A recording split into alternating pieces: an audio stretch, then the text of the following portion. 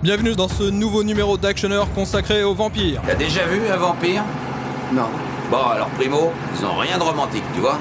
Ils sont pas des bandes de pauvres fiottes hyper chicos qui se la jouent super dandy et qui séduisent leur monde avec un accent qui vient d'on ne sait trop où. Pigé, ça n'a rien à voir avec les vampires de ciné. Les croix, ça marche pas. Ils deviennent pas chauve-souris et l'ail. Alors là, si tu te fais un collier avec de l'ail et que tu rencontres ces baiseurs, eh ben ils vont te baiser gentiment. Et ils vont t'écrabouiller ta turbine à chocolat pendant qu'ils te videront de ton sang. Oh, ils dorment pas dans des cercueils en taffetas. Hein. Pour les éliminer, il faut leur enfoncer un pieu en plein milieu du cœur. Et les laisser se consumer gentiment au soleil. Bon, ça y est? Bon allez, ça y est, c'était pour les amis de la poésie. Excellente entrée en matière, David. On est parti donc pour parler des vampires, donc avec Océane. Salut Océane. Salut David, salut tout le monde. Constance. Salut Constance. Hello. Et Thibaut. Hello, hello. Alors j'ai posé une question tout de suite un peu comme ça générale sur est-ce que vous aimez les films de vampires? J'ai commencé par Thibaut, tiens. Spontanément, j'allais te répondre non, donc je pense que je vais répondre non. J'en ai vu plein, j'en continue d'en regarder, mais c'est pas spécialement un truc que j'aime en particulier, ce qui va beaucoup interroger ma présence dans ce podcast. Mais il faut savoir que je remplace notre cher Manu, que je salue. Donc voilà. Mais j'en ai regardé quand même, rassurez-vous. Et pourquoi tu les aimes pas? C'est pas spécialement un monstre qui m'a particulièrement parlé ou terrifié en fait. Et j'ai jamais eu, comme on peut avoir avec d'autres genres, si on peut appeler ça un genre, une espèce de boulimie qui fait que tu rentres dans ta période vampire, film de braquage, film de super-héros, que sais-je, qui fait que tu vas de film en film, d'auteur en auteur, et que tu saignes, si j'ose dire, tout ce que tu peux trouver, quoi. Donc je sais pas, je pense que j'ai juste jamais vraiment accroché, et on va essayer de comprendre pourquoi. Et toi, Océane? C'est 50-50. En fait, je trouve limite du vampire super intéressant, mais je trouve que très peu de films sont à la hauteur du mythe, même s'il y en a quelques-uns qui arrivent à tirer leur épingle du jeu, et que c'est un peu pour ça que je suis là aujourd'hui. Et Constance? Alors moi j'aime beaucoup les films de vampires, je suis d'accord avec Océane. Un podcast consensuel. Je pense qu'il y en a peu qui sont vraiment très bons, mais en fait même les trucs un peu nanars, les trucs un peu popcorn et tout, j'adore. Je pense que les premiers vrais films de vampires qui m'ont beaucoup marqué, c'est Entretien avec un vampire et surtout La Reine des damnés. Alors très clairement, le dernier n'est pas forcément le meilleur des films des vampires, mais je sais pas, je leur trouve un certain charme et j'aime beaucoup les codes qu'on y retrouve. Alors pour moi, je suis aussi assez partagé. C'est pas le monstre que je préfère. Je préfère Frankenstein pour beaucoup de choses, pour tout ce qu'il a à dire. J'aime beaucoup quand même les thématiques qui tournent autour du vampire, et on va sans doute y revenir au courant du podcast. Mais ouais, c'est pas non plus un monstre qui m'emballe plus que ça. Mais, par contre, j'aime beaucoup les thématiques qui l'entourent. Donc voilà. Et donc on va parler tout de suite de notre premier film, qui est peut-être le plus vampire du lot, avec Blade. Ce soir, il s'éveille. Une race secrète, cachée ici, parmi nous. Avide de pouvoir. Nous devrions gouverner les humains. Que rien n'arrête. Le monde nous appartient, à nous, pas aux humains. Ils n'ont peur de rien. Si ce n'est... Ce soir, il y a plus dangereux que les vampires. C'est quoi? C'est moi. Incroyable bande-annonce. Je suis morte de rire, j'avais jamais entendu la bande-annonce. Alors Thibaut, parle-nous de vampires, Aikido et Kung Fu et tout ça. Ok, et tout ça. Ouais, effectivement, je vais parler de Blade. Je sais pas d'ailleurs s'il faut que je m'arrête sur le premier film ou si ouais, j'en arrête-toi profite. sur le premier parce que les autres sont quand même beaucoup moins bien. Ouais, je suis assez d'accord avec ce constat. Du coup, Blade est sorti en 1998, adapté d'un comics de chez Marvel qui a été créé par Marv Wolfman et Gene Coleman. Mais vu qu'ils ont fini par faire un procès à New Line Cinema pour ce film, on imagine qu'ils sont pas forcément super fans de cette adaptation. puisque le personnage de Blade tel que présenté au cinéma est pas exactement le personnage qu'on a dans les comics, où c'est davantage une sorte d'humain immunisé pour on ne sait quelle raison à la morsure des vampires. Là, c'est plutôt une sorte de demi-vampire. En tout cas, on explique qu'il a toutes les forces des vampires, mais aucune de leurs faiblesses, à part la soif rouge, l'envie de boire du sang. Donc il est un peu plus surhumain et super-héroïque que paradoxalement peut l'être le Blade des comics, en tout cas à l'époque. C'est un film qui a été mis en projet du coup assez tôt dans les années 90 par, en gros, on va dire l'ancêtre de Marvel Studios, puis a été récupéré par New Line Cinema, comme je le disais, et du coup le studio voulait en faire une sorte au mieux de comédie d'action et au pire de parodie un peu étrange sur la culture comic book, voire même peut-être on peut imaginer tout ce qui est blaxploitation. Donc le scénariste David Goyer qu'on retrouvera plus tard sur par exemple la trilogie Batman de Nolan leur a dit non, c'est pas exactement ça, Blade, on va faire un truc sérieux. Et en parlant de truc sérieux, il est tombé sur un candidat sérieux qui est Wesley Snipes, qui à l'époque sort de plusieurs années de militantisme pour incarner et surtout en fait produire un film Black Panther qui ne sortira jamais, en tout cas pas tout de suite, vous le savez tous. Et voilà, c'est un film qui va quand même pas mal galérer pendant son tournage, qui va s'offrir des reshoots, qui va sortir plus d'1 an après sa première date de sortie, mais qui mine de rien va marquer son monde. D'autant que je pense qu'il est réévalué un petit peu à la hausse avec les années. D'une part, parce que ces 2 suites sont pas bien brillantes comme le laissait entendre David. D'autre part, parce que du coup, il a précédé les films Spider-Man de Raimi, les X-Men et toute l'avalanche de super-héros qu'on va se manger courant des années 2000 par la suite. Donc, et beaucoup de gens ont tendance à l'oublier en fait dans cette chronologie là du comic book movie comme on dit aujourd'hui. Mais c'est vrai qu'il a apporté pas mal de choses et déjà je trouve pas mal déblayé aussi le terrain, même si c'est du coup un film qui est à l'époque beaucoup plus stylisé, vulgaire ou un peu plus trash en fait, tout simplement que peuvent l'être les films de super-héros aujourd'hui, qui sont devenus la norme. À l'époque, c'est encore un truc de nerd et ça se permet du coup d'aller dans des directions assez inattendues. Donc le film est réalisé par Stephen Norrington, qui est un Anglais, si je dis pas de bêtises, comme l'est je crois Blade dans les comics d'ailleurs, pas américain à la base. Et du coup, ça va un peu partir dans tous les sens, comme tu l'as dit David, avec pas mal de kung-fu et une inspiration hongkongaise qui se fait palpable. Dans les scènes de course-poursuite, on est plus en mode film de détective / blaxploitation et le tout ça baigne dans une ambiance digne effectivement d'un comic book, mais alors pas forcément ceux de Blade, mais tels qu'on les imagine aujourd'hui, avec des méchants vachement colorés, qui ont des plans très débiles et qui sont vraiment très très très méchants et qui font des discours de vilains face à d'autres vilains pour ramener sur le devant de la scène une autre race de vampires plus pure, qui est un peu le leitmotiv qui parcourt les 3 films Blade de toute façon. Et c'est un film que j'aime beaucoup, que j'ai découvert assez tard.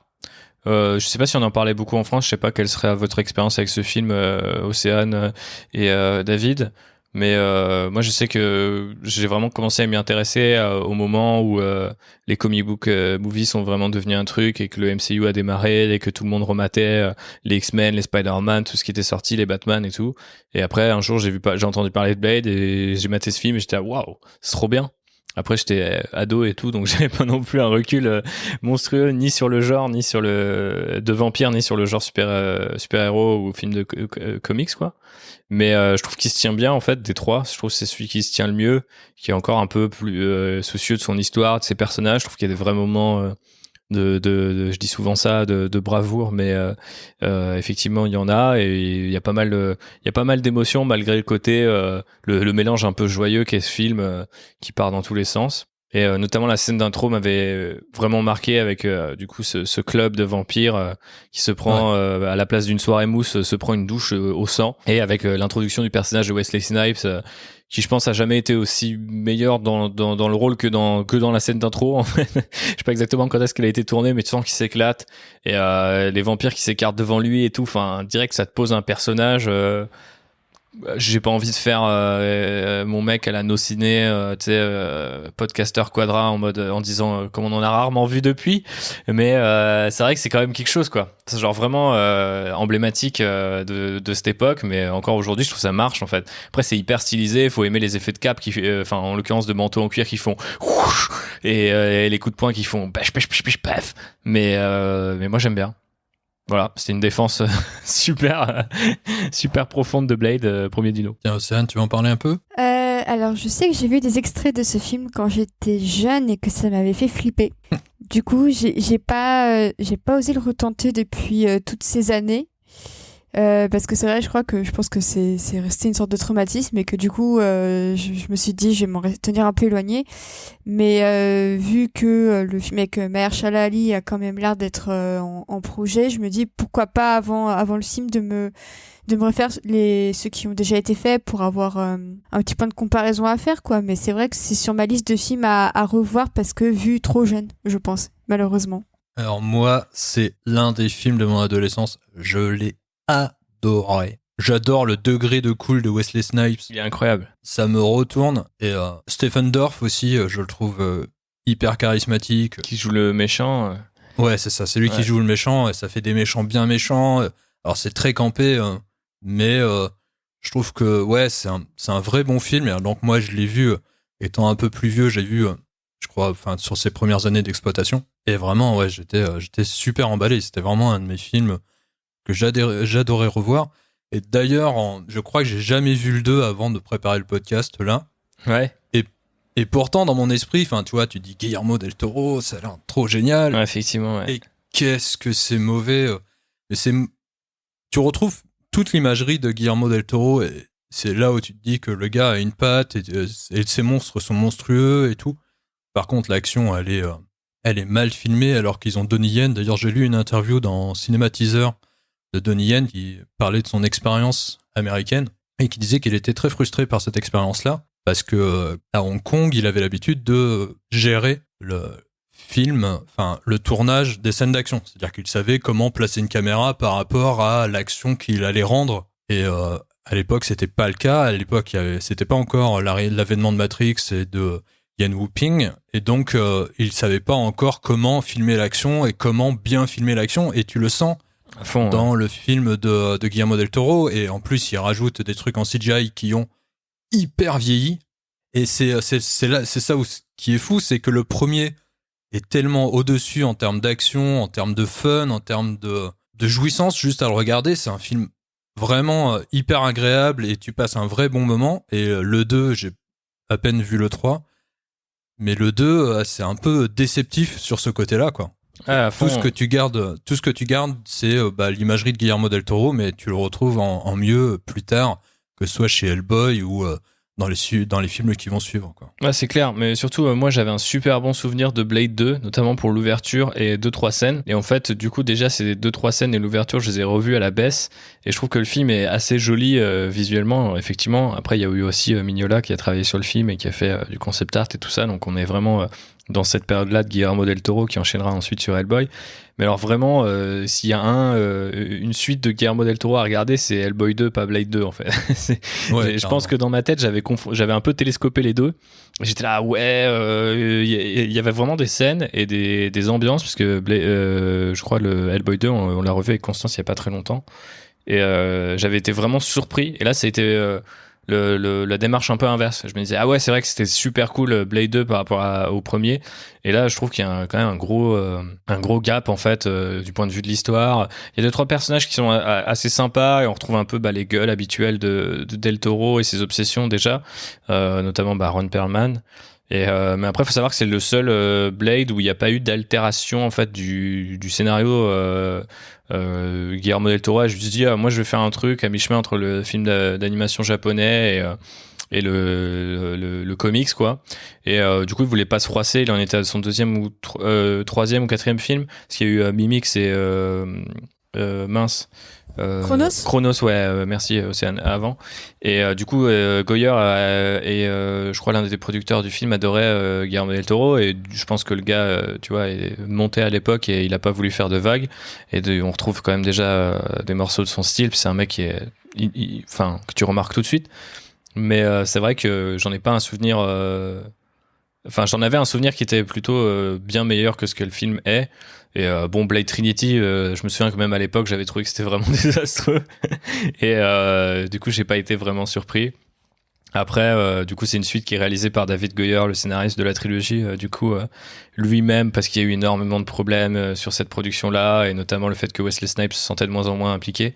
La rumeur voudrait qu'il ait passé le tournage du 3e épisode à fumer de la bœuf dans sa caravane et à être intégré ensuite numériquement dans des scènes où il était pas censé, qu'il n'avait pas tourné.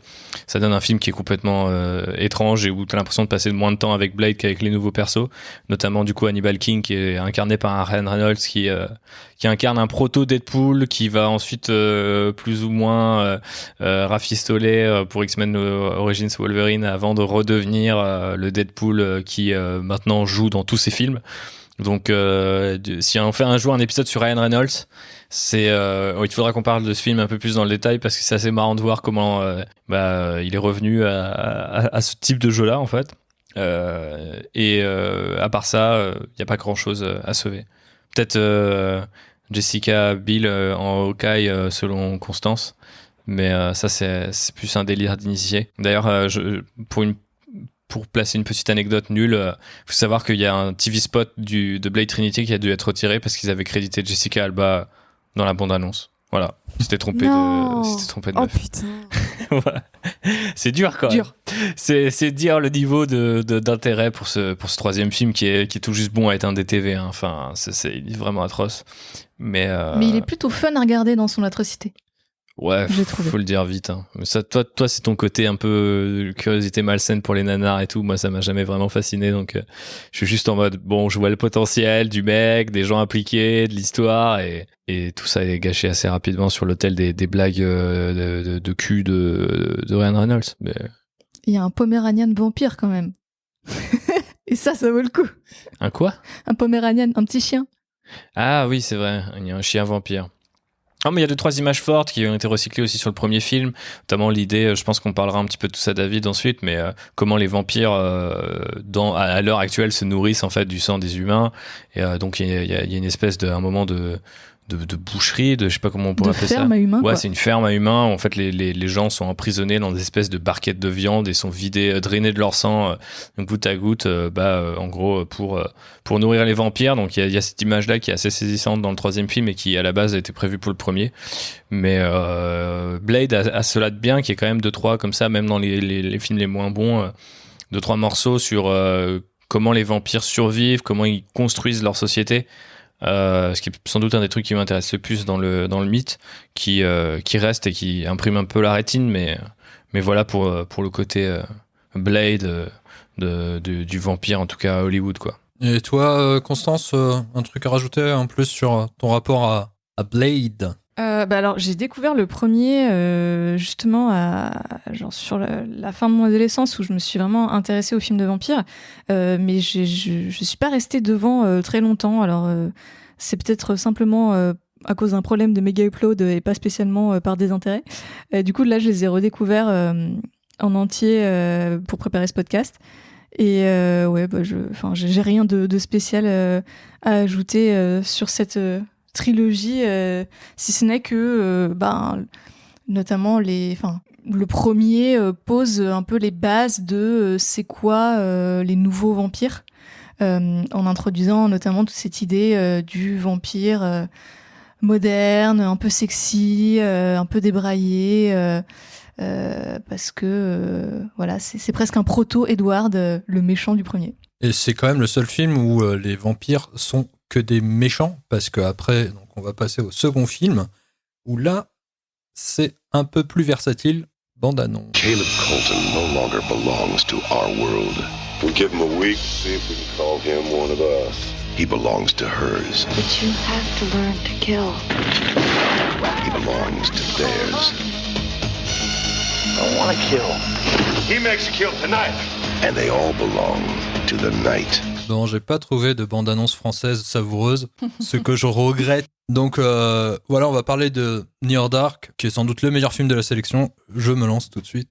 C'est Constance qui va en parler et je vais tout de suite poser une question sur est-ce que un bon film de vampire doit avoir une dimension morale ? Alors, question très complexe. S'il en est. Est-ce que tu veux que je réponde tout de suite ou que... Ah bah tu fais comme tu veux. Je présente un peu le film. Ça sera le fil rouge. Vas-y. Oui. Donc Near Dark en français, Aux frontières de l'aube. Je trouve le titre très poétique en VF. Sorti en 1987, coécrit et réalisé par Catherine Bigelow. Qu'on connaît bien aujourd'hui parce que c'est une des réalisatrices les plus reconnues à Hollywood. C'est son premier film où elle est seule à la réal, et c'est en plus elle qui signe le scénario. Donc c'est vraiment un film d'auteur, je pense, dans tout ce que ça implique. Alors c'est à l'époque un échec commercial. Le film ne remboursera pas ses 5 millions de budget, qui pourtant n'était pas énorme. Mais reçoit un très bon accueil critique et depuis est resté un petit peu ce film fantastique, pas hyper connu du grand public, mais en tout cas très apprécié des aficionados de films fantastiques.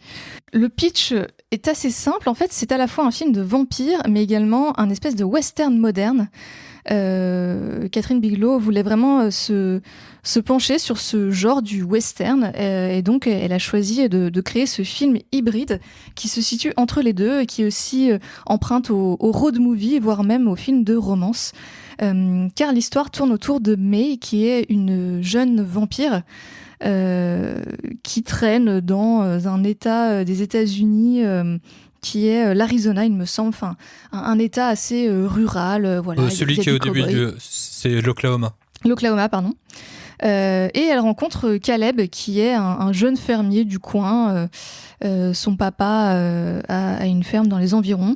Et ce cher Caleb drague May, il l'emmène faire un petit tour en pick-up et alors qu'il est tranquillement en train de la harceler pour qu'elle l'embrasse, eh bien elle finit par le mordre et le transformer donc en vampire. Et on apprend alors que May n'est pas toute seule, mais qu'elle vit avec une espèce de petite troupe, petite famille de vampires assez dysfonctionnels. Ils vont du coup récupérer Caleb et leur périple va commencer. Et donc on suit en fait l'initiation de Caleb et ses premiers pas dans sa vie de vampire. Et sa romance du coup assez étrange avec May, cette jeune vampire qui l'a transformée. Et c'est assez intéressant comme film parce que c'est un film de vampire, bien entendu. On retrouve certains codes, la soif qui prend aux tripes littéralement nos vampires et qui s'apparente vraiment à un besoin, une addiction.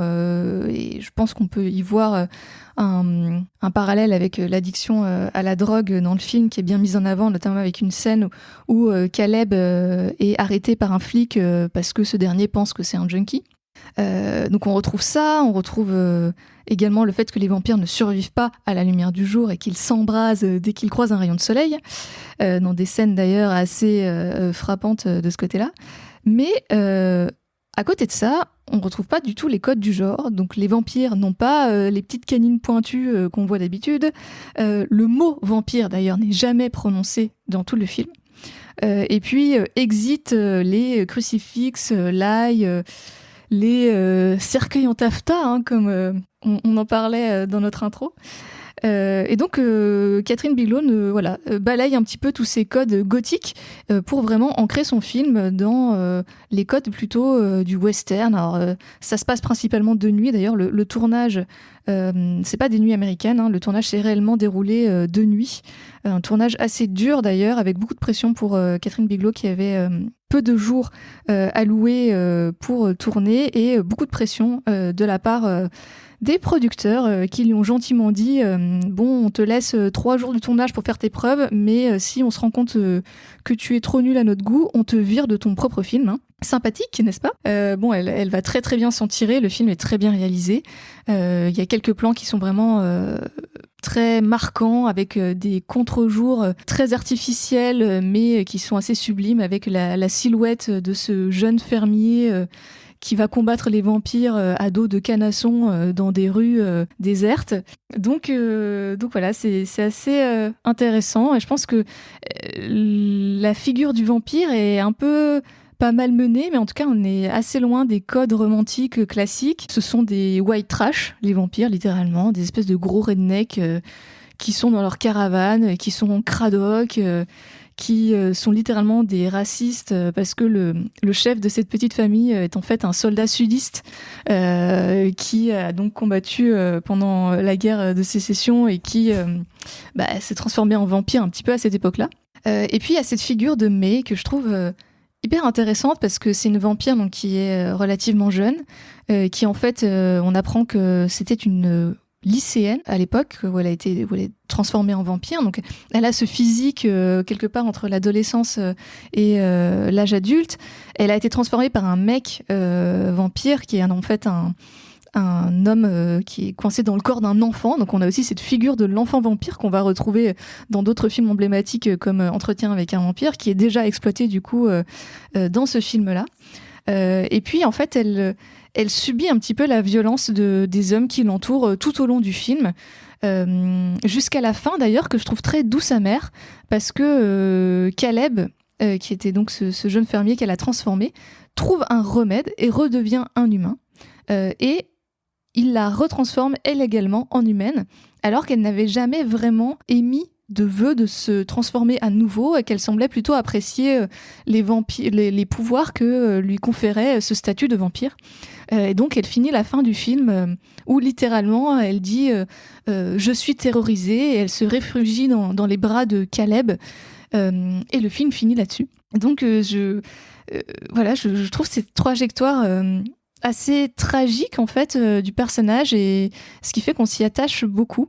Donc voilà, pour tout ça, c'est un film qui est très beau, très étrange, très poétique, très dur aussi, notamment avec 2-3 scènes de violence qui pour l'époque, je pense, ont marqué les esprits, parce qu'encore aujourd'hui, quasiment plus de 30 ans après, elles sont toujours très impactantes. Et donc c'est vraiment un très beau début de carrière, je pense, pour Catherine Bigelow, et ça a contribué à forger son style qui est à la fois assez froid, assez poétique, et qui s'intéresse quand même beaucoup aux sentiments des personnages, également avec une dimension forcément un petit peu politique, en tout cas l'envie de questionner la société qui l'entoure. Et elle questionne aussi la nature même du vampire, c'est-à-dire que le personnage doit faire ses preuves en tant que vampire, et pour faire ses preuves en tant que vampire, il doit tuer. Tout à fait. Alors que tout le reste de l'équipe, eux, sont des tueurs froids, donc ils sont joués par une grosse partie du casting d'Aliens, et on comprendra pourquoi, parce que Catherine Bigelow et James Cameron étaient en contact à l'époque. En contact, même en couple.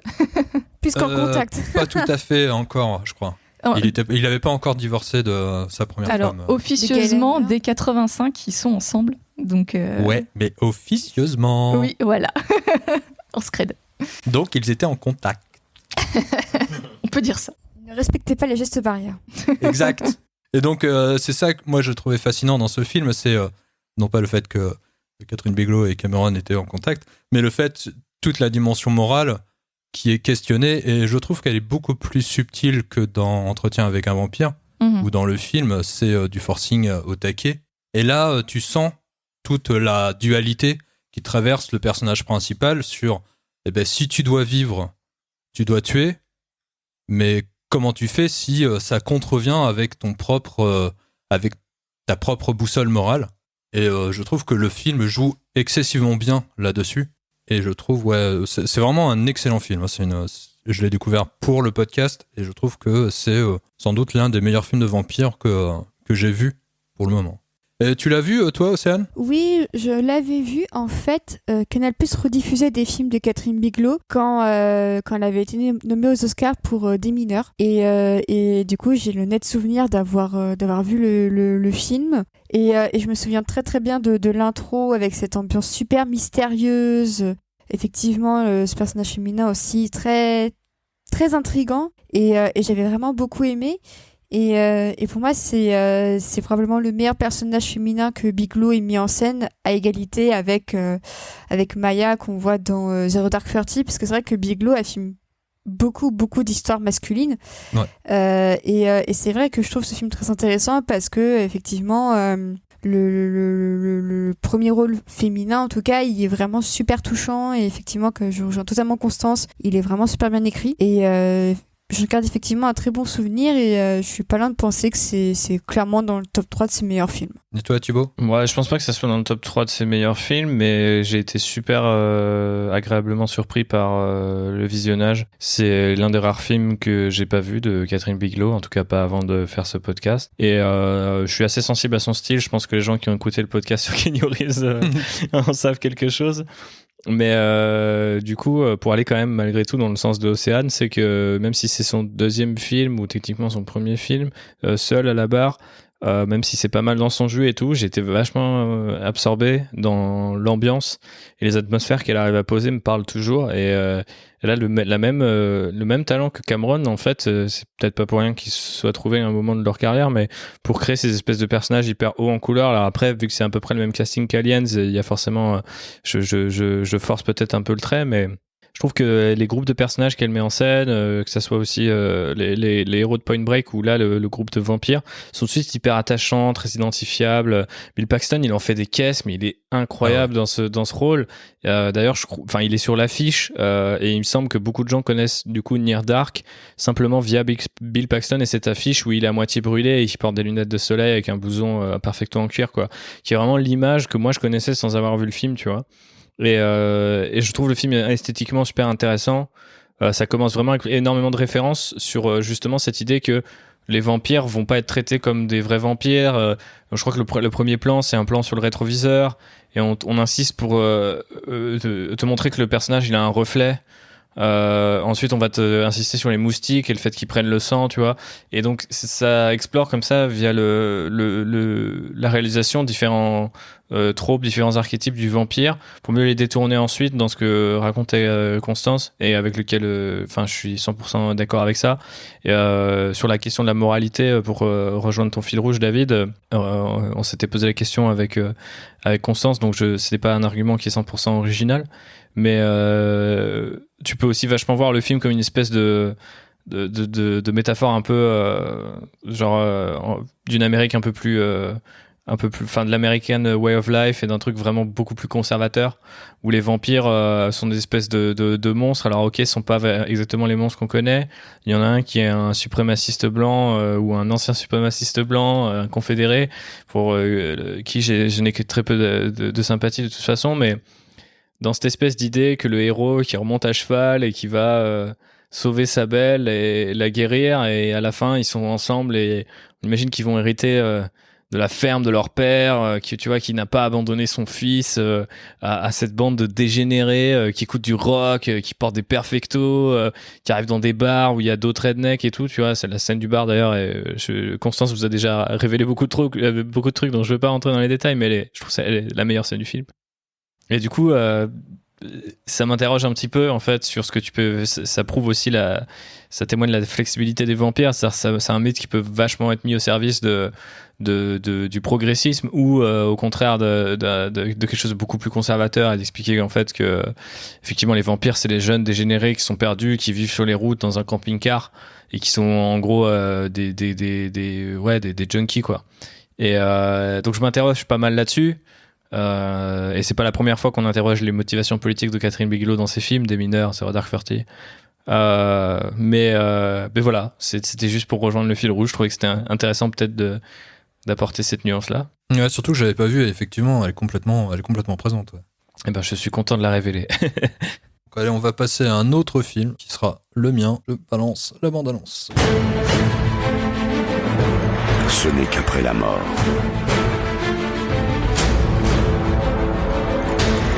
que certains commencent à vivre.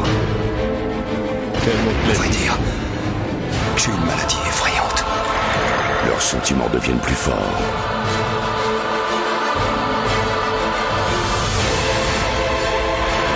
Passion.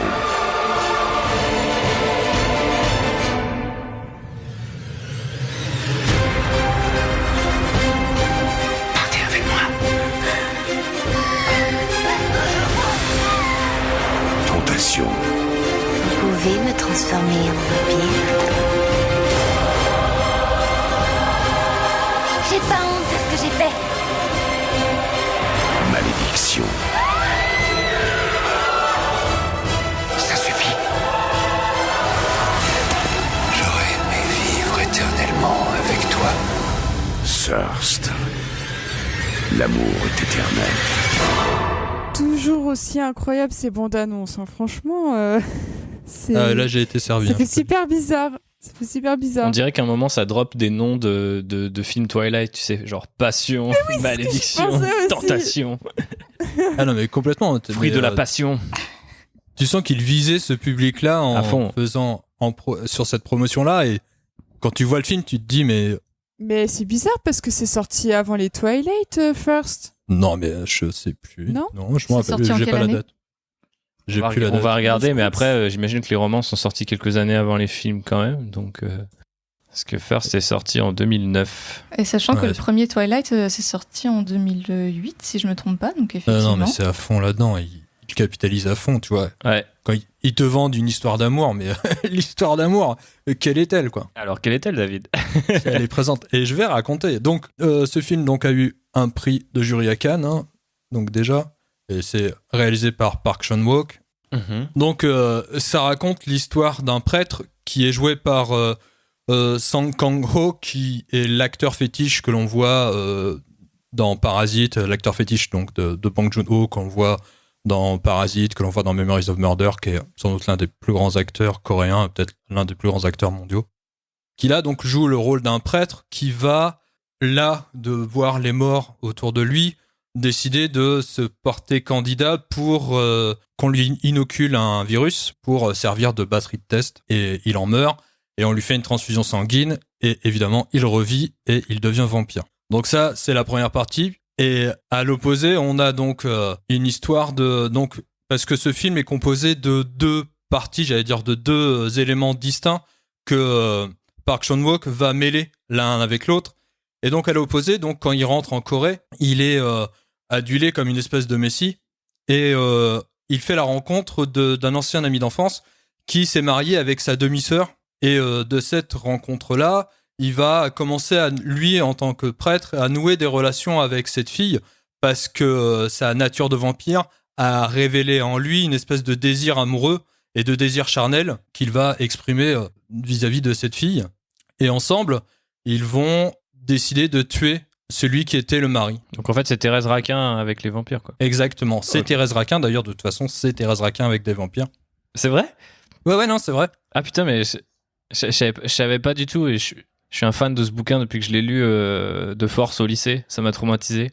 Mais donc voilà, donc c'est vraiment une adaptation de Thérèse Raquin, parce que donc on suit, ça reprend toute la structure narrative, tout le drame social, tout le drame humain que vit cette fille, et elle est vraiment entourée de monstres, entre son mari qui est un abruti, entre sa belle-mère qui est quelqu'un qui l'a élevée mais qui l'exploite aussi.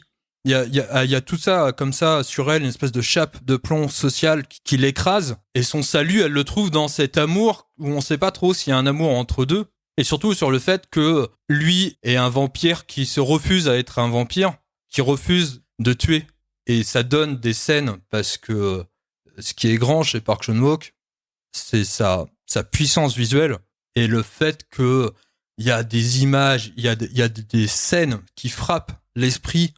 Notamment donc pour se nourrir, refusant de tuer, il va donc le prêtre récupérer le goutte à goutte, parce que donc il travaille dans un hôpital, et il va téter le goutte à goutte. Il s'allonge à côté de la personne qui est dans le coma et tète le goutte à goutte comme un enfant tète un biberon, et ça donne une image qui est d'une force qui est incroyable. Et donc là, ça c'est vraiment en termes d'image, en termes visuels, c'est la grande réussite du film. Malheureusement, il y a des détails qui fait que ce film n'est pas aussi incarné. Il prend le mythe du vampire, et c'est intéressant, mais on a l'impression qu'il le questionne pas jusqu'au bout.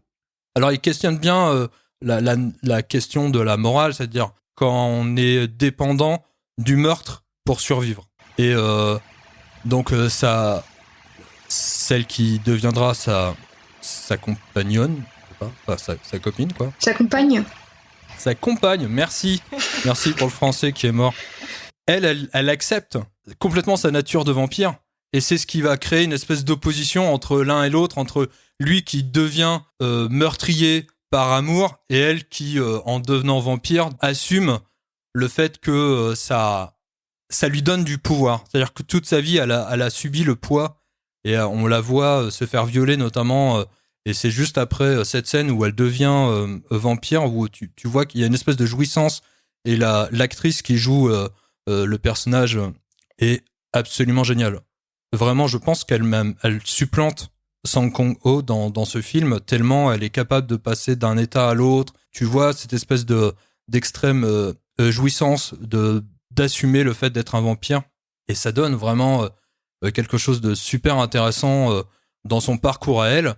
Malheureusement, j'ai lu une critique par rapport à ça, c'est que, et je sais pas si je la rejoins, et peut-être qu'on en parlera, et donc je vais lire la critique. C'est donc si le film disserte surtout sur l'affrontement entre les pulsions humaines à la fois, Park Chan-wook nous resserre également cette idée universelle et détestable que la femme symbolise le mal, le prêtre étant un enfant de cœur à côté de cette jeune amante qu'il vampirise. Je suis pas d'accord, parce que à la base la femme est abusée en fait, elle est dans une relation qui ne lui plaît pas du tout, elle en est victime. Donc j'avoue que j'ai un peu de mal à comprendre cette critique. Est-ce que tu sais par qui elle a été écrite ? Je noterai ou je le ferai apparaître sur le site. Parce que pour le coup, je trouve justement que le film, c'est une émancipation féminine qui annonce à mon sens Mademoiselle, qui est son dernier film en date. Mais je trouve au contraire que c'est un film où effectivement elle a une évolution plus prononcée que lui. Et ouais, non, mais je suis totalement d'accord avec toi. Voilà, donc après effectivement il y a tout ce côté, il est attiré par la femme, c'est le péché, mais j'ai envie de dire qu'à la base le prêtre il réfrénait ses pulsions, donc c'est le fait qu'il soit un vampire libère tout ce qu'il n'a jamais pu assouvir. Bah c'est surtout elle qui le libère. C'est ça, c'est une libération des sens et des sentiments aussi. Est-ce qu'il y a vraiment des sentiments entre deux ? J'ai revu le film 2 fois pour le podcast, et je sais pas s'il y a vraiment des sentiments entre deux. Il y a une vraie dualité, c'est-à-dire que il finit... alors je vais sans doute un peu spoiler, hein, je vous le dis tout de suite. Il finit par la tuer dans une espèce d'excès de colère, parce qu'il apprend qu'elle s'est jouée de lui en le poussant à tuer, et lui révèle qu'il a sans cesse réfréné son désir de meurtre, et qu'il a fini par l'assouvir, et non pas même pas en vampire, mais en noyant quelqu'un, c'est-à-dire même pas par le fait de le goûter par le sang. Et il y a cette dualité là, et je sais pas s'il y a vraiment des sentiments, et quand la bande-annonce dit une histoire d'amour, franchement il y a plein de choses, il y a du désir entre eux, il y a des vraies pulsions, et le Park Chan-wook les montre vraiment, mais je sais pas s'il y a vraiment du désir, enfin je sais pas s'il y a vraiment un sentiment amoureux. Et même dans le regard de Park Chan-wook sur le corps de cette femme, il ne filme pas la femme comme il filme l'homme. Elle est filmée avec une certaine sensualité, et lui beaucoup moins. Alors, bon, c'est aussi deux personnages qui sont, j'allais dire, l'un c'est un prêtre, et tout le personnage est construit sur l'idée de la culpabilité, c'est-à-dire comment il peut supporter et passer au-delà de sa culpabilité et accepter. Une certaine austérité dans le personnage. Ouais. Alors qu'elle, elle est tout le temps oppressée, et il la filme aussi avec dans le regard de la caméra, c'est pas du tout neutre tel qu'il la filme. Mais par contre, effectivement, que je te rejoins sur l'idée de la critique, je vois pas en quoi elle est comme ça, elle est construite comme une figure du mal, une espèce d'Ève. Non, elle assume complètement sa nature de vampire, et c'est ça qui est génial dans le film, c'est l'opposition entre l'un et l'autre, jusqu'au dénouement, où tu te rends compte que c'est la morale du prêtre qui va nouer la destinée des deux personnages, alors qu'elle s'assouvissait en vampire. Tout à fait. Et c'est une fois de plus un homme qui la contraint et finit par lui causer son péril. Ouais, je suis assez d'accord avec cette interprétation. Eh ben, merci. Donc, vous avez vu le film Constance et Thibaut ? Alors non, effectivement, moi je n'ai pas encore eu l'occasion de le voir, mais j'ai très envie de me pencher dessus. Et c'est marrant parce que du coup votre discussion, je trouve, fait pas mal écho en fait à ce qui se passe dans Near Dark autour du personnage de May. Donc ouais. Je trouve ça assez intéressant. Et je trouve que par contre dans Near Dark, Alors le garçon déjà c'est un sale forceur et ça m'a vraiment mis mal à l'aise et je sais pas comment leur relation peut naître et je trouve que là il y a un vrai problème parce que donc alors peut-être que c'est 13 années 80 mais comment il est hyper insistant et elle finit par céder et elle finit presque par lui donner son pouvoir pour qu'il puisse comme ça s'unir dans le vampirisme et lui finit par la délivrer et devenir et elle finit par devenir humaine à son tour mais je trouve que le film Thirst est beaucoup plus subtil, en tout cas, sur cet aspect-là. Je suis d'accord à nouveau. Cette femme court le plus grand danger. Et là, ça vient, hein? Protégez-la. Secourez-la. Car en elle vient de s'éveiller une horrible, une irrésistible envie. Les prédateurs. John Blaylock, cette même envie, lui a donné la vie éternelle. Jusqu'à présent. Priez pour lui. Myriam Blaylock. Elle se repaît un jour sur 7 de ses victimes. Et bientôt, elle deviendra, sous vos yeux, une chose que vous n'oublierez jamais, quoi que vous fassiez ou tentiez de faire. Ne croisez pas son chemin. Qu'est-ce que vous m'avez fait?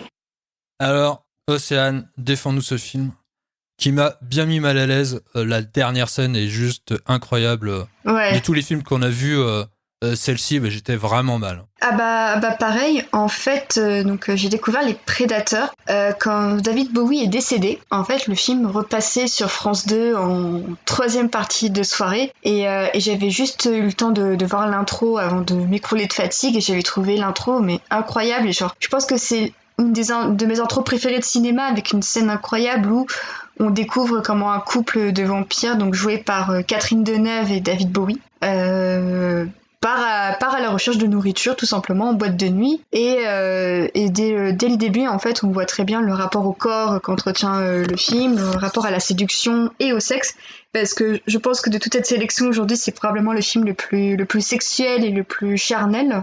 Thirst se défend quand même. Thirst se défend mais je trouve que quand même l'intro des Prédateurs c'est quand même quelque chose. Ah ouais. C'est quand même quelque chose.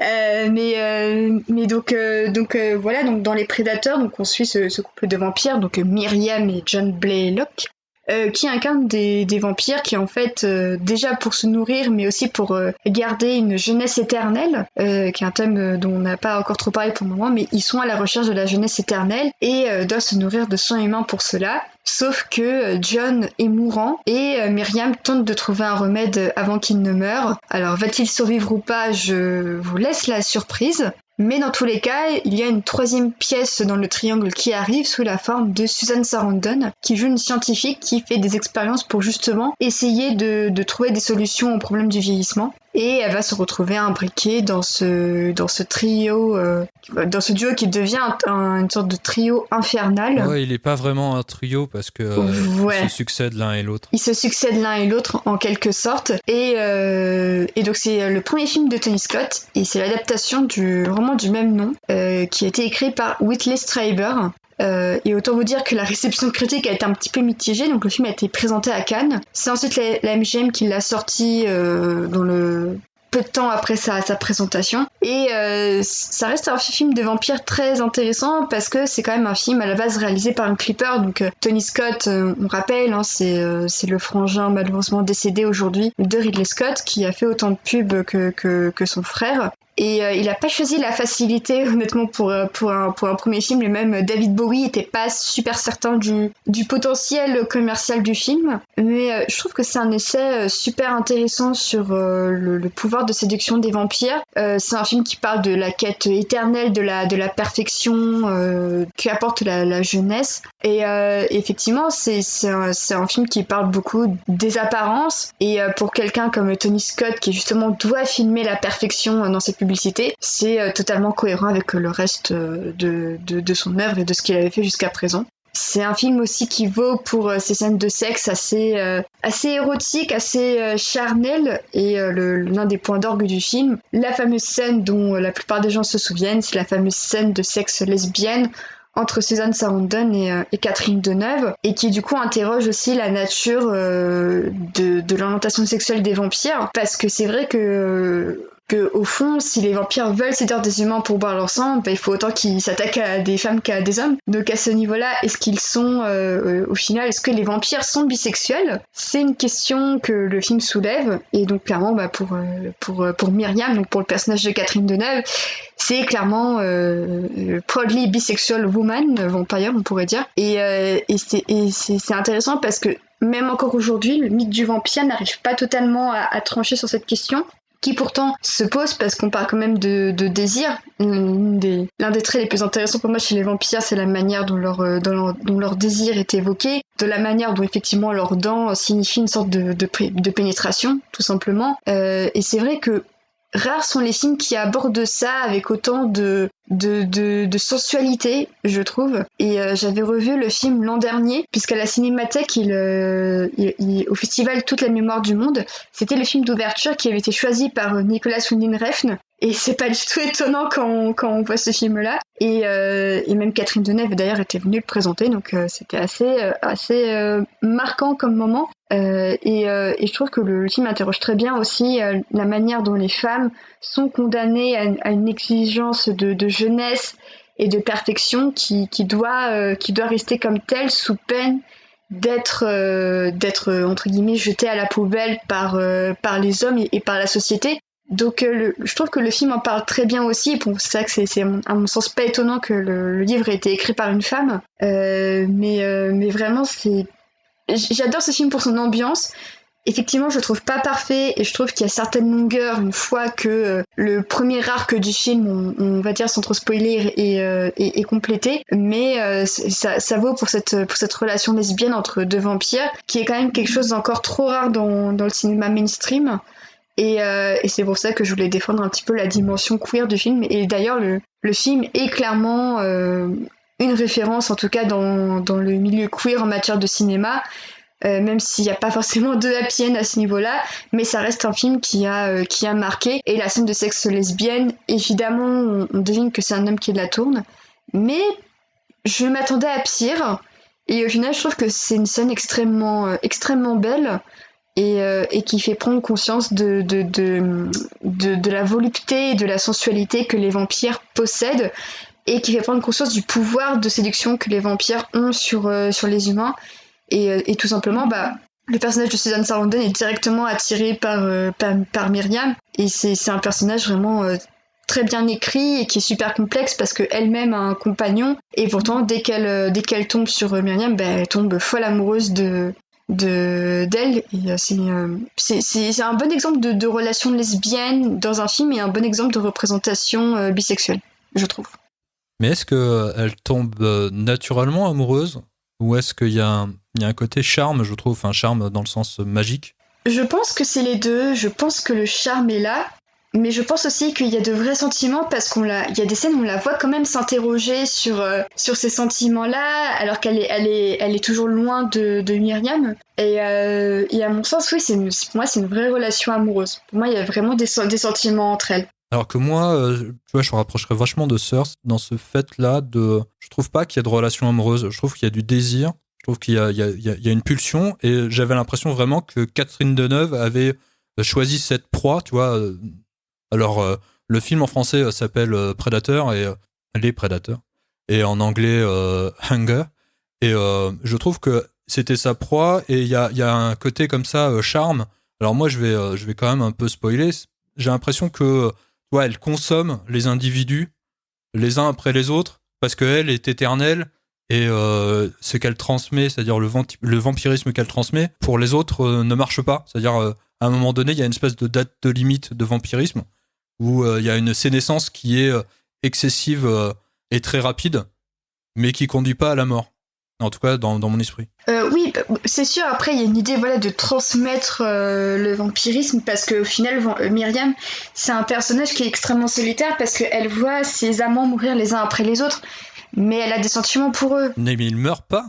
Ils meurent, mais en gros, ils sont plus vraiment d'utilité, quoi. C'est horrible, quand même, comme situation. C'est vraiment horrible. C'est vraiment horrible. Mais justement, on voit qu'elle est désespérée à l'idée déjà de ne plus être seule, mais aussi de ne plus perdre les gens qu'elle aime.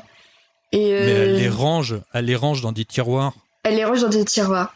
Mais pour moi, c'est vraiment le pire. C'est-à-dire, tu vois, de tous les films qu'on a vus, c'est-à-dire, même dans Near Dark, où on a vraiment des gens monstrueux, le personnage de Catherine Deneuve, et pour moi, est vraiment le plus monstrueux de tout le lot, hein, de tous nos films, quoi. Ah oui, mais pour moi, c'est un super personnage de cinéma, c'est un personnage super complexe, vraiment très bien écrit, extrêmement bien joué, parce que voilà, Catherine Deneuve, humainement, elle devient ce qu'elle est, mais ça reste quand même une immense actrice, et c'est à mon sens l'un de ses meilleurs rôles. Et justement, je trouve que sa gamme d'émotions, quand elle voit dépérir le personnage de David Bowie, c'est super touchant parce qu'on comprend que dès lors qu'elle va le mettre dans un tiroir, elle va se retrouver à nouveau toute seule. Et même c'est les rares connexions humaines qu'elle a, qui sont pas forcément motivées par l'appât du sang, ils sont là pour qu'elle soit moins seule. C'est un film où le personnage principal est seul à en crever, mais elle essaie de trouver des alternatives à ça. Donc c'est autant une histoire de rester jeune et tout ça, mais aussi une histoire de sauver ceux qu'elle aime pour ne pas être seule. Et je trouve que c'est un thème super touchant. Mais elle prend les individus comme des consommables, genre. Comme des consommables au début, oui, mais après, elle s'attache à eux. Enfin, la scène d'amour avec David Bowie sous la douche, pour moi, c'est une preuve qu'au-delà d'être consommable, il y a quelque chose qui se passe entre eux, il y a une connexion qui se passe entre eux. Et elle est quand même prête à tout pour le sauver. J'ai l'impression que les seules connexions qui se passent, alors une espèce de sincérité, j'allais dire amoureuse, se passe dans le cadre des relations sexuelles, et jamais dans le reste du film, enfin en tout cas dans le reste des autres relations qu'elle noue avec les autres, où j'ai l'impression, alors c'est peut-être aussi parce que Catherine Deneuve joue, c'est comme ça, cette espèce de beauté froide et cette froideur par rapport aux autres, même par rapport à Suzanne Sarandon, j'ai l'impression qu'elle jette son dévolu sur elle, mais je sais pas trop s'il y a vraiment, et c'est ce que je disais tout à l'heure, s'il y a vraiment du sentiment, ou s'il y a vraiment il y a un désir comme ça à la fois de tuer la solitude, parce que tu sens que ça pèse. Et ça, je trouve ça intéressant parce que effectivement, les autres films l'abordent pas, et c'est ce que tu dis sur le fait de cette, non pas l'éternelle jeunesse, c'est-à-dire que même si l'éternelle jeunesse est en jeu dans le film, mais aussi cette éternité qui est pesante. Bah oui, extrêmement, parce que Myriam, elle date d'il y a plusieurs siècles, elle date de l'ancienne Égypte. Donc à un moment donné, oui, je comprends qu'elle se sente un petit peu seule et qu'elle ait pas envie de perdre son copain trop vite, on va dire. Qu'elle veut faire ça, elle veut faire durer ça plus longtemps. Et après, bon, la fin du film, voilà. Mais il y a une question morale sur la fin du film. Bien sûr. Alors là, je vais pas la raconter, mais ce film est à voir. Après, effectivement, il est un peu perché dans sa mise en scène. Et le début, tu dis que c'est une super scène, mais c'est tellement années 80, c'est-à-dire que plus années 80, t'as Duran Duran qui chante, quoi. Ah, mais j'adore cette scène.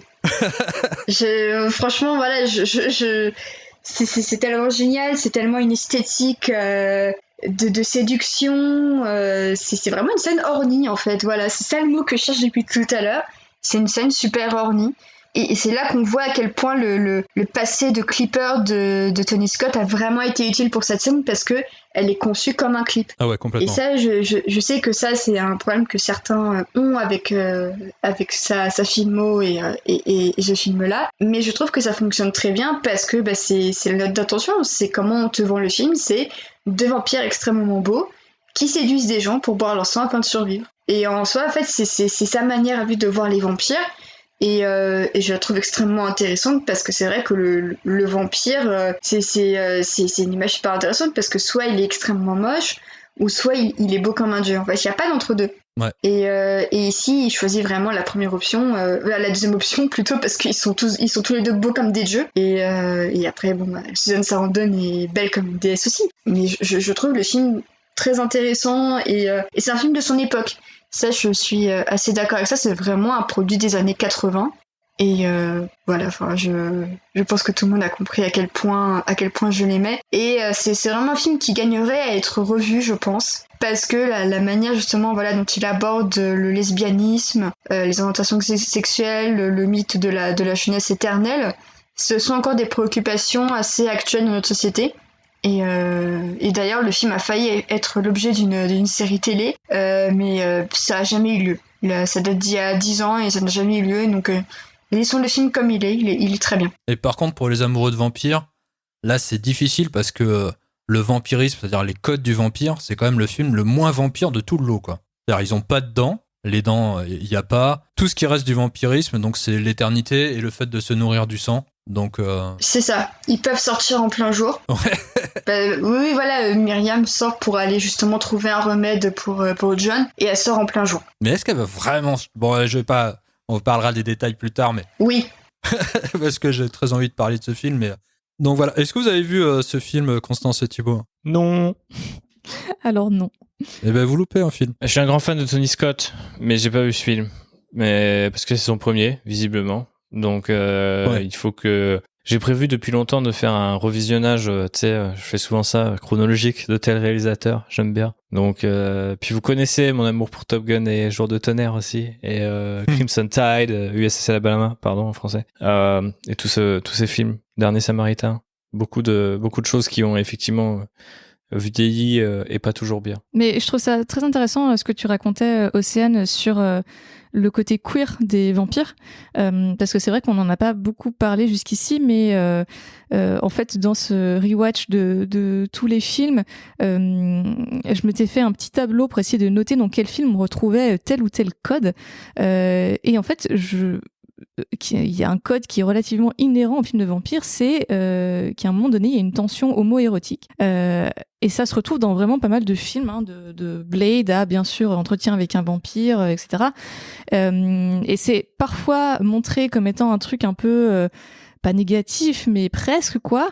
Par exemple dans Near Dark, hein, entre Bill Paxton et sa victime qu'il est en train de tuer dans la scène du bar, il y a une espèce de tension un peu étrange, un peu sexuelle entre les deux, et c'est montré comme étant voilà vraiment un méchant vampire tout vilain, et au contraire on a aussi parfois une tension érotique qui vire presque à la romance, donc entre Tom Cruise et Brad Pitt dans Entretien avec un vampire, ce qui se retrouvera d'ailleurs un petit peu par la suite dans La Reine des damnés entre Lestat et son maître, et du coup ouais, faut pas oublier que le vampire, forcément, en représentant cette espèce de minorité qui vit la nuit, forcément finit par se retrouver avec des codes queer plus ou moins bien exploités et de manière plus ou moins subtile.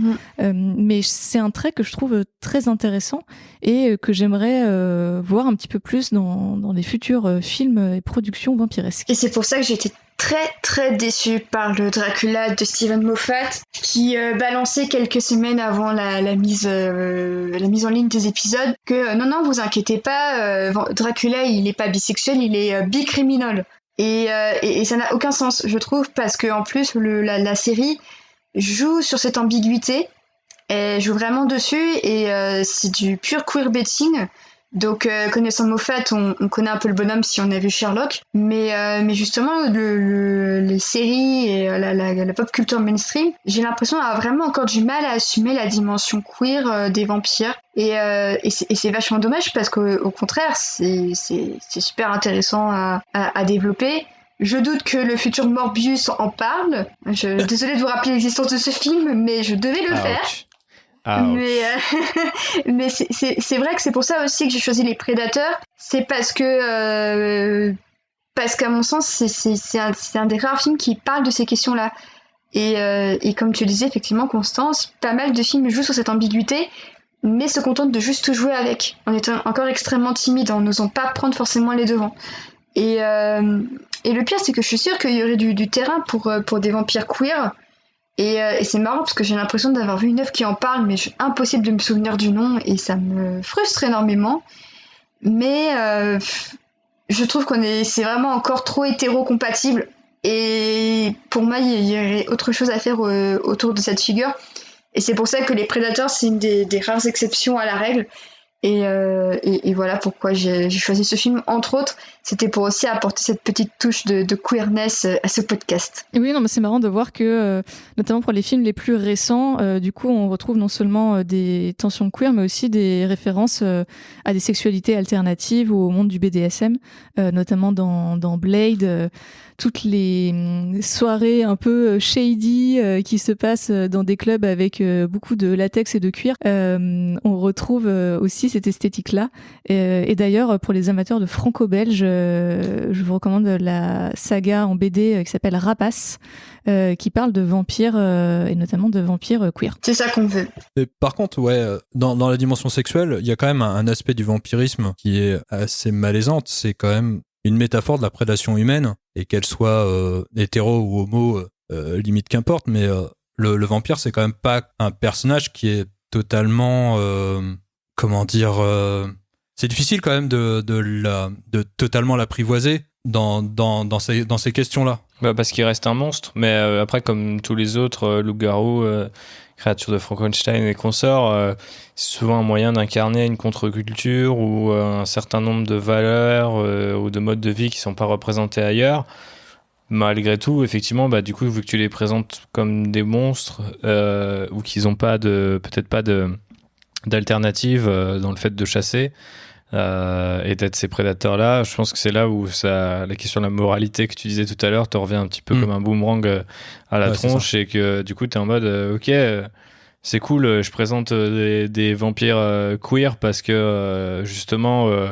Comme les personnes queer, ils sont mis sur le côté de la société, tu vois, mais c'est là où il faut savoir aussi un petit peu jongler avec la métaphore et éviter de tomber dans un truc un peu gratos ou maladroit, quoi. Après, il y a True Blood, en fait. Je me souviens de True Blood, mais qui reste encore une exception et qui fait quand même une parabole entre le vampirisme et le sida.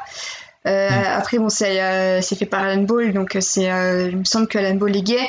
Donc c'était des thématiques qui lui tenaient à cœur, et c'est normal de les retrouver dans son œuvre, mais ça reste encore extrêmement rare, et je suis en train un peu de chercher quelques exemples, et c'est vrai que c'est encore super rare. Donc moi je vois vraiment que True Blood qui ait osé y aller franco, mais c'est tout. Bah ouais. Et donc on va s'arrêter là, et je vais faire un petit lancement pour un prochain épisode de podcast du Lemon Adaptation Club, parce que si nous on a vu la plasticité du vampire à travers le vampire et comics, vampire et littérature française, d'ailleurs ça je trouve ce mélange assez paradoxal et assez génial. Vampire et métaphysique chez les prédateurs, et vampire et western parce que Catherine Bigelow était censée et voulait faire un film de western, et elle s'est rabattue faute de mieux sur ce qui marchait le mieux, c'est-à-dire un film d'horreur, et c'est ce qui fait que ce film est assez génial dans Near Dark. Et ça prouve que le thème du vampire est malléable avec plein de sujets, et quand notamment dans Stephen King reproche au fait que les vampires avec Twilight a été mélangé avec la romance, et reproche au fait que le vampire est perdu d'une certaine manière de son mordant, je trouve ça un peu dommage, et je pense que Océane pourra y répondre à toutes ces questions et savoir si vraiment les vampires ont perdu leur mordant avec Twilight. C'est ça, parce que au mois d'août prochain, je sors un numéro, un hors-série du Nomad Adaptation Club qui va revenir sur la saga Twilight, et le timing tombe plutôt bien puisqu'on va avoir droit à un nouveau livre Twilight, entre guillemets nouveau, puisque ce sera simplement le premier livre Twilight, simplement écrit du bouquin de Edward. Donc on va avoir le point de vue du vampire sur la situation et sur son désir de planter ses petites dents dans Bella et de boire tout son sang. Parce que ça, c'est clairement une dimension que ces séminaires n'oublient pas, c'est que le sang, c'est une denrée absolument primordiale. Donc on va y revenir dessus cet été. On va revenir également sur Stephenie Meyer, qui est quand même une autrice mormone à la base. Et ça, c'est intéressant d'opposer aussi le mythe du vampire, qui effectivement a quelque chose d'un peu subversif, avec tout ce désir sexuel, toute cette tension sexuelle qui s'installe dans certains films. Je pense notamment au Dracula de Coppola. Donc on va revenir sur tout ça cet été, et on va quand même poser des questions sur les notions de Twilight, les valeurs de Twilight, qui sont à la fois problématiques et pourtant un petit peu progressistes sous l'aspect très pro-life et très pas de sexe avant le mariage. Donc j'ose espérer que ce sera intéressant à faire, et que pour vous ce sera intéressant à écouter. Ok, tiens, mais qu'est-ce qui se passe en tout cas dans l'actualité du Lemon Adaptation Club? Parce que si on a annoncé un épisode pour le mois d'août. Eh bien là, on enregistre, donc on est le dimanche 31, et bien c'est le jour de la mise en ligne de mon épisode consacré à la saga Charlie's Angels. D'ailleurs enregistré avec Constance qui est avec nous aujourd'hui. Donc l'épisode vient d'être mis en ligne, donc n'hésitez pas à aller voir ça. On y parle de plein de choses et des Babes in Action dont on parlait déjà dans un précédent épisode d'Actioner que je vous conseille d'aller écouter ou réécouter. Et on a aussi enregistré hier un épisode en forme d'analyse croisée sur Steve Jobs et The Social Network, qui sont écrits par le même scénariste, donc Aaron Sorkin. Et on essaie de revenir autour de ces deux films et de poser des questions de comment représenter de tels inventeurs qui pour l'un a plutôt mal tourné actuellement et qui pour l'autre est décédé, et du coup on essaie d'un peu de créer des passerelles entre les deux films et de montrer à quel point malgré leurs différences de traitement ils parlent au fond du même type d'homme et au fond du même type de personnage qu'écrit Sorkin depuis plus de 20 ans maintenant. Ok, parfait. Et Thibaut, qu'est-ce qui se passe dans les podcasts Rider ? Pour Outrider, on a enfin enregistré notre podcast promis depuis de longs mois sur Star Wars et la musique. En tout cas, est-ce qu'on peut se passer de John Williams ? Est-ce qu'on peut même imaginer le remplacer ? Et par qui ? Donc c'était une super analyse croisée qu'on vient d'enregistrer en fait à l'heure où là je te parle, donc qui va mettre quelques jours avant d'arriver. Ce sera sans doute pas disponible avant cet épisode d'Actioner, mais je vous invite à checker du coup Len Rider dans le même temps, puisque du coup dans ce podcast qui lui est consacré aux univers de Warhammer, on a fait un petit débrief avec JB sur notre expérience de ce jeu de figurines dans lequel on retrouve aussi pas mal de mythes hérités ou réinventés des vampires. Donc on n'a pas spécifiquement parlé dans cet épisode là, mais on pourrait s'amuser un jour à faire un épisode un peu sur comment certains monstres, certaines mythologies reviennent s'incarner dans les univers de Warhammer. Donc, où d'ailleurs il y a des vampires. Hein, il y a dans le vieil univers de fantasy Warhammer, il y a même toute une faction qui s'appelle les contes vampires et qui sont complètement dans le côté Vlad l'Empaleur et à vivre dans des châteaux chelous avec des dents pointues et la peau très très pâle. Donc voilà, c'était juste pour faire un petit parallèle entre les deux univers, mais vous avez au moins un Land Rider, si ce n'est un autre Rider, à vous mettre sous la dent si vous avez envie de parler de musique ou petites figurines, petits soldats en plastoc. Voilà. Ok, et Constance, t'as une actu ? Alors, comme l'expliquait Océane, je suis dans le dernier numéro du Lemon Adaptation Club pour parler de Charlie's Angels. Et puis, je suis également au micro de Rien que d'y penser, un podcast dédié à Disneyland Paris et à l'univers Disney de manière générale. Et du coup, c'est un épisode qui revient sur 10 ans de Star Wars. Donc voilà, je décrypte avec d'autres invités la dernière décennie qui s'est écoulée dans la dimension Star Wars. Ok. Je vous remercie de nous avoir écoutés et je vous remercie de m'avoir accompagné pour cet épisode. Merci de l'invitation, c'était très cool. C'est gentil. Merci David. Et on se retrouve très bientôt dans un nouvel épisode consacré, je ne sais pas à quoi encore, c'est une surprise. Prenez bien soin de vous, à plus. Bisous. Bisous, ciao.